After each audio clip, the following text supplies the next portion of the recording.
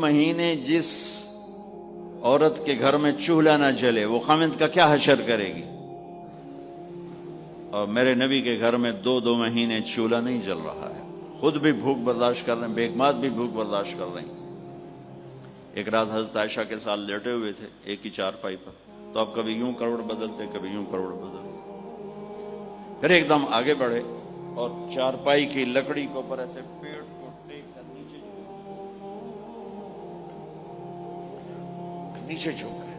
تو عائشہ اٹھ کے بیٹھ گئے، یا رسول اللہ کیا ہوا؟ آپ سیدھے ہو کر فرمایا، عائشہ بھوک بڑی لگی۔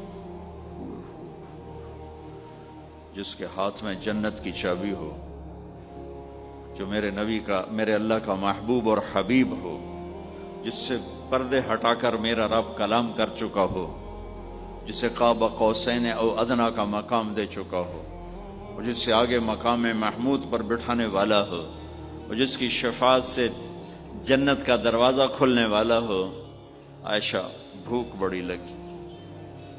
تو عائشہ رونے لگی کہ یا رسول اللہ آپ اللہ سے بات کیوں نہیں کرتے ہیں؟